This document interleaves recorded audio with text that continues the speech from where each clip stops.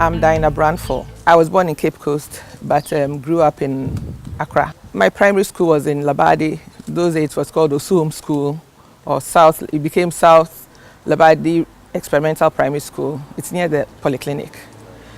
So from there, I started the common entrance in class 6, and then I went to Wesley Girls High School. I did my O-levels and A-levels in Wesley Girls High School, and then I got accepted to read science in the University of Ghana in 1974. And I read science. The normal physics, chemistry, biology. And then second year, you had to choose your course. So for some reason, I opted for food science and biochemistry as a minor subject. And then I graduated in food science with a second class honors upper division. After finishing Legon, we had to go through the national service. Luckily, I got to work for my national service. I worked at the GEHOC Cannery Division. That was how it was known then. GEHOC, Ghana Industrial Holding Corporation, the Cannery Division in Nsawam. Yes, I worked with a lab and production line, and then with a lab. And I worked there for my national service, and luckily I got accepted to work there permanently after the national service. So I started working with Nsawam Cannery. Later on it became known as Nsawam Cannery. So I worked with Nsawam Cannery for a while. Then I decided I wanted to improve upon myself, professionally, academically. I wanted to do no more. So I wanted to do my postgraduate. And those days, they advertised scholarships, various, in the newspapers, the Commonwealth Scholarship, AFGRAD, African American Graduate Fellowship Program. Yes, African Graduate Fellowship Program. That was run by the African American Institute. They also advertised a number of them. So I came back from Nsawam one weekend. Normally I was there during the week. I came back weekend, and my dad shows me the advert, because we had discussed it. He shows me the advert in the papers on AFGRAD, African Graduate Fellowship Program, run by the AAI, African American Institute, that I should apply. I saw it, I threw it aside. I said, so I should go for the forms from the scholarship secretariat, and I should go for the forms. Now I was working in Nsawam, I couldn't be bothered. So one day I came back after a few weeks, I came back from Nsawam when the time was, the deadline was drawing. Yeah. He had sent my older brother to go and collect the forms from scholarship secretariat. So that's what happened. I filled the forms, we sent it. And then I got called up for the interview. So I went for the interview, and I got the scholarship. This was in 1981. I got the scholarship. But before I could take it up, I could take the scholarship up. I had met my husband earlier. We were dating. Then we decided to get married. So we got married in 1981. I had the scholarship too. We got married in 1981, August 1981, and I had to leave that same August for the US to take up the scholarship. Then after the wedding, we went for our honeymoon. We went to Nairobi. We came back, I was pregnant. So I had to tell the African American Institute that, this is the situation. I couldn't come. They should, first it was my wedding, so they postponed it to December of 81. Then I realized I was pregnant, so I asked that they should postpone it to the following year. Yes. So that's what they did. They kept the scholarship for me. Normally they would have given it, there were other people on the waiting list.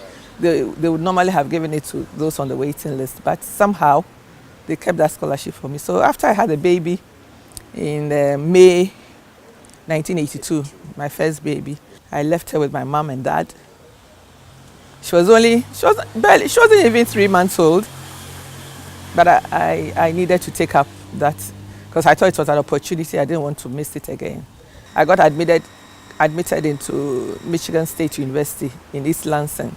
I got admitted there to read food science and technology, to read food science and masters in food science and technology, yes.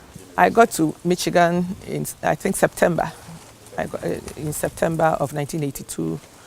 And I was met at the airport by the office, the foreign students office, and some Ghanaians who were there already, yes.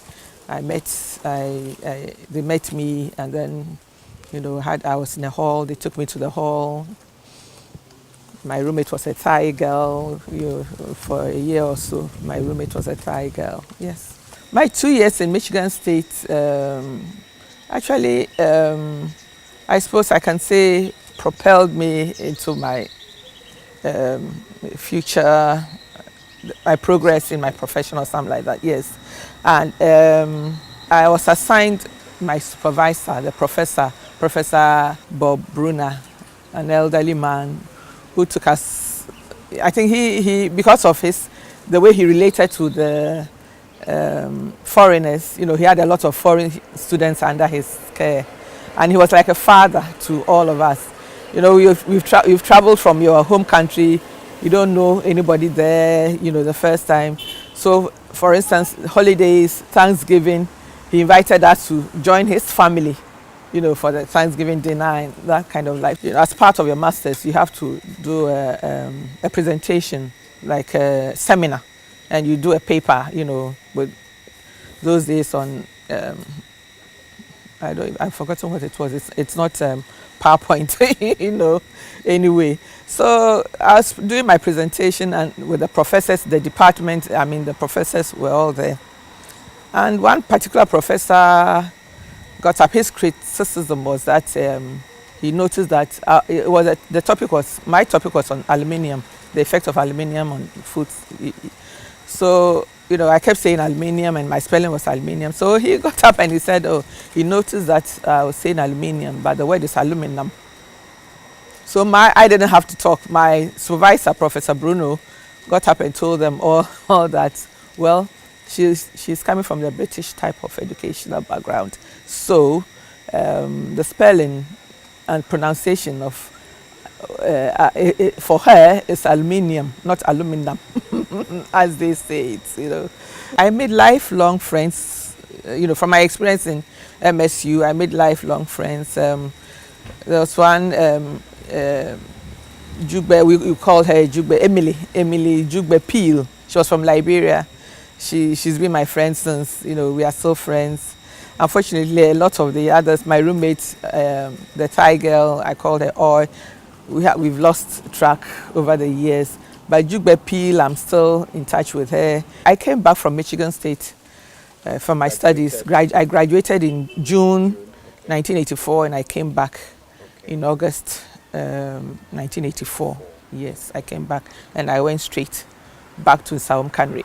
Yes, so when I came back, you know, remember I had left my daughter AC at barely 3 months, and so when I came back after the 2 years, I met her for the first time, you know, a toddler. It was like the bond was there. I mean, she knew immediately that was the mother. Whilst I was there in Saum Kanri, after working for another maybe 4 years or so, the opportunity came for me to move. Okay. And I was there. My dad again, you know, heard of this new outfit that Customs Excise and Preventive Service at that time was a new unit that they wanted to establish. My dad heard of it and drew my attention to it because I wanted to move to Accra. Okay. I wanted to move to Accra.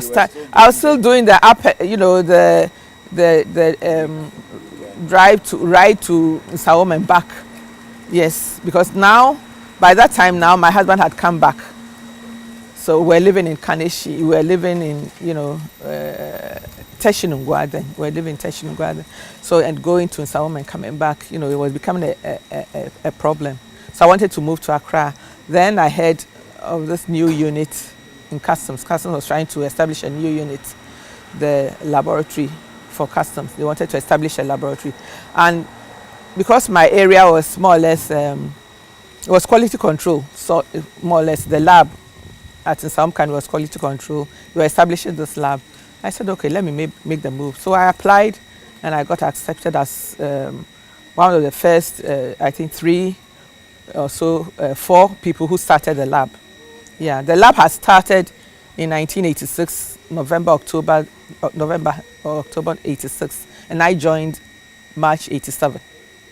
So I was more or less one of the first pioneers of the lab, yes. I was in customs till I retired. But after a while, I worked with customs. After I came back from Italy, I worked with customs for a few more years as the assistant to the head of the lab. Then, unfortunately, the head of the lab had to leave customs. Yeah, he had to leave, so I took over the mantle. This was in 1995. Brown Akwe, yeah, he left customs, and I took over as head of the customs lab in 1995. Wow. I was the chief collector then. And then I was there, I was promoted to assistant commissioner, and I held the fort till I retired. No, as part of the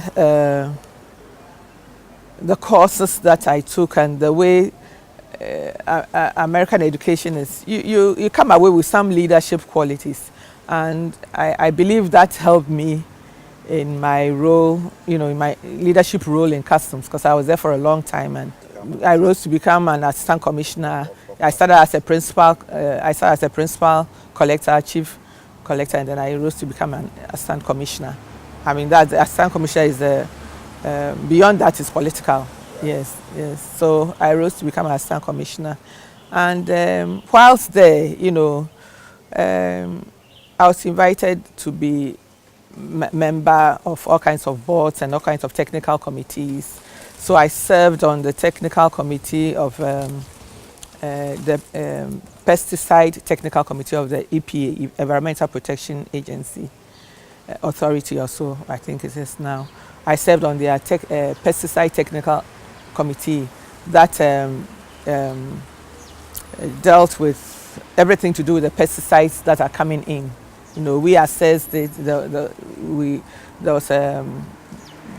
the lab work, those who did the lab work, and then their results, they served this technical committee, and then based on what they say, we approve or, disapprove of the pesticides that they use in Ghana. And then also I served on the Destination Inspection Committee, was more or less like the policy, the committee that made the policies for Standards Authority, Ghana Standards Authority, the Destination Inspection Committee. I served on it for so many years. I outlived a whole number of chief executives of Ghana Standards Board. I worked with so many of them, yes. And then I served on the National Biosafety. It started as the National Biosafety Committee under the Ministry of Environment, Science and Technology. Then it became the National Biosafety Authority. So we wrote the biosafety policy. I was part of the group that wrote the biosafety policy for Ghana. The biosafety, what do you call it? Guidelines, the biosafety guidelines. I was part of the small committee of 4 or 5 that we wrote the guidelines for Ghana, and I served on the biosafety. And because of that, it took me all over the world. On, I worked with UNEP, United Nations Environmental Program, their biosafety unit. I worked with them for years. I worked with the African Union biosafety project. I was on the. I worked in the biosafety area in Africa. I've been all over. We're trying to bring up the AU biosafety law. Yes, I was part of that group that did it, and even for the ECOWAS. I came back from my master's, and for me, that was it. I had done my master's, I got my scholarship, I wrote the report back for everything. So like I had washed my hands off them. I didn't have any interaction sort of with the African American Institute that gave me that scholarship, the African Graduate Fellowship Program. I didn't have any interaction with them after I came back to Ghana. So after so many years, I came back in 1984. In 2009, early 2009, I got a message or email or so. I don't even know how they got my email from somebody from African American Institute that they were coming. They wanted to interview me. They were coming to Ghana. They wanted to interview me. And I was wondering. Anyway, okay, so I'll go and meet her at. I went to meet her at Novotel that time. The lady was staying in Novotel. Apparently, she was the director for the African American Institute. She was the head, the CEO of the African American Institute. She had come to Ghana purposely to interview me. So I was wondering why me. And when she said, she wanted to interview me about my experiences at the African American Institute, with the African American Institute, my experiences in America, when I went for my postgraduates and so on and so forth. I asked her for what purpose. And she said they had nominated me as the alumna of Africa for the year 2009, African American Institute alumni for Africa from Ghana for 2009. And I'm like, why me? And she goes, why not you? Madam Moira McLean. So she told me then that, well, they've been keeping tabs on me, so she tells me I did this, I'm that, I'm that, I've been here, I've done this. I was shocked. She had done her homework. So she wanted me to talk about myself, They didn't even know that I had left a baby behind to go and do the course. So she was quite shocked. So, the award gala was fixed for September. She had come earlier in the year. It was fixed for September of 2009. So we prepared. Actually, I had even gone for a mission, one of these, I think it was a biosafety conference in Mali. So I continued from Mali. I went to New York at the Ritz-Carlton. They had a gala, and I went in my rich kente cloth. My husband flew in from Zambia, and we had a couple, the head of the Kofi Annan's Department of African Affairs or something in the UN, Ambassador Patrick and Mrs. Hayford. They were my guests to the dinner. So we went and I got my award, and I thanked them for the honor done me. I remember my acceptance speech. I showed it to them before, and I thanked my father in particular because he believed in me, and he was so proud of me. My husband too, I had his support, and my mom as well. So I think they can tap into the knowledge of such people. I did food science, so I worked with post-harvest processing and technology, So somebody like me, you can use me, in that area. And there are lots of people like that. There was somebody else who did agric also in Michigan State who came also with the AFRICA scholarship. I'm trying to, was it Dr. Solomon Korte? Dr. Solomon Korte. I can't remember the name, whether he, but there are people like that around. So they can use them, But my focus will be on the post-harvest technology and processing and everything to do with the culture of the post-harvest. It's a pity that such programs have folded up. You mean the scholarships to enable young Africans learn, from elsewhere so that they can come back and impact their own countries. And my final words would be that such programs maybe can help with the youth and their progress and their professions and their knowledge and all that. And that I also think that African governments we shouldn't always rely on outsiders to do this for us. I suppose African governments can put in place programs like that, for their own citizens. I think it's a good idea to, if it's not there, to have an AAI alumni grouping, that we can meet and, share our experiences and maybe partner with the government in certain areas to help with the young, the young ones, the young people in the society.